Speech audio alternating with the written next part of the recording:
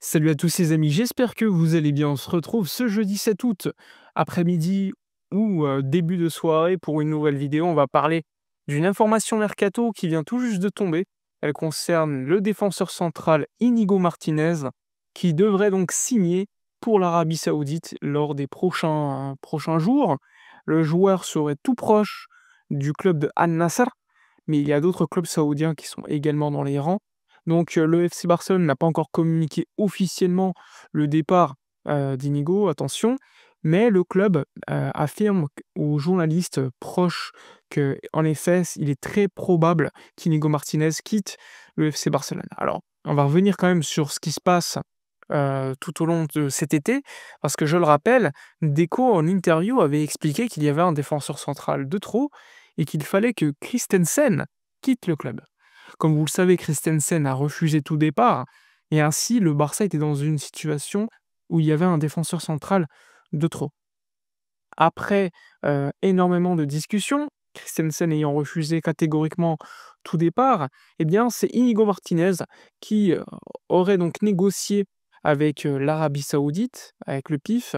Rappelez-vous que l'année dernière, Inigo Martinez était tout proche de rejoindre Al Nassr pour 5 millions d'euros à l'époque. Finalement, le deal ne s'était pas fait, le Barça avait refusé, cette offre. Ensuite, une saison entière où, on peut le dire, elle a été extraordinaire, leadership, relance, c'est le défenseur central gauche le plus important, de Liga sur la saison passée, on peut le dire. Et là, surprenamment, le Barça pourrait le vendre. Évidemment, c'est aussi pour des raisons économiques.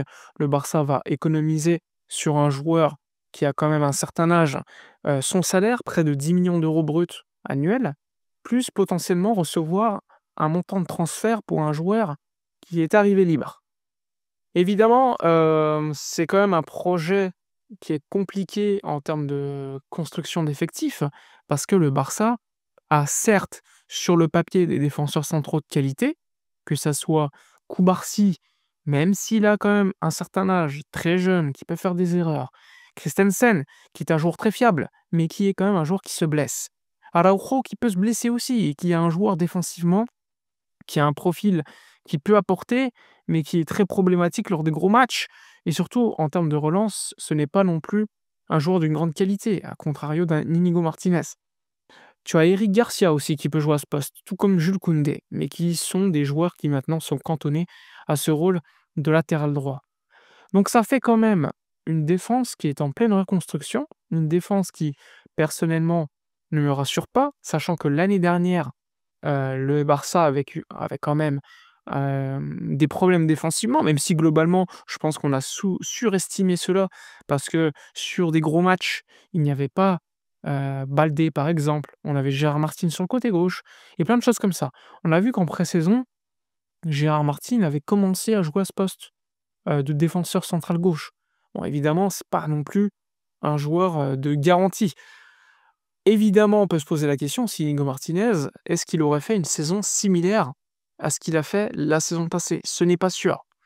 Maintenant, ce qu'il va falloir voir, c'est si Christensen est capable de pouvoir continuer et être dispo pendant toute une saison. Parce qu'une blessure d'Andreas Christensen, ça te met dans une situation compliquée. J'en parlais là, il y a quelques jours sur la page souscription d'Actualité Barça, sur Twitter, que le Barça travaillait sur un défenseur central en vue de la saison prochaine, puisque le Barça veut absolument se renforcer à ce poste-là avec un joueur de garantie. Le problème, c'est que personnellement, je pense que ce joueur de garantie, on aurait peut-être dû y aller dès cet été dessus. Parce que, comme je l'ai dit, Cubarsí était très jeune.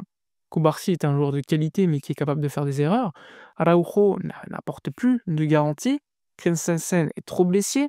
Eric Garcia peut jouer à ce poste. C'est pas non plus l'un des meilleurs au monde. Donc ça devient quand même une situation assez compliquée pour le Barça à ce poste de défenseur central. Évidemment, sur le marché, tu as des joueurs qui peuvent attirer. J'en ai déjà parlé. Schlotterbeck, Konaté, qui sont des joueurs qui contractuellement tu peux sortir. Le problème, c'est que c'est des joueurs également qui se blessent. Donc ça va être compliqué pour le Barça de se renforcer en défense centrale cet été, mais le Barça travaille déjà sur l'année prochaine. Donc à voir si le Barça cette saison réussira à trouver un joueur qui est capable d'amener une certaine garantie. Évidemment, on espère que ça sera le cas, mais c'est encore une fois une inconnue qui existe au club. Donc je le rappelle, le Barça doit continuer à construire un effectif équilibré et respecter le fair play financier de la Liga. Et aujourd'hui, tant que la validation par l'auditeur économique n'a pas été effectuée, eh bien le Barça continue à être soumis à une règle qui n'est pas la règle du 1 pour 1. Donc le Barça travaille sur des départs. J'en ai parlé lors de la vidéo de ce midi. Il y a notamment Iñaki Peña ou encore Hector Fort qui vont probablement quitter le club. Si tu y ajoutes Inigo Martinez, ça fait un Barça qui aura fait un mercato en termes de départ assez important. Je le rappelle que Clément Langlais est parti, définitivement, tu économises son salaire. Ansu Fati prêté, il y a eu la vente de Pau Victor et beaucoup de joueurs ont également apporté en termes de pourcentage à la revente. On ne l'oublie pas.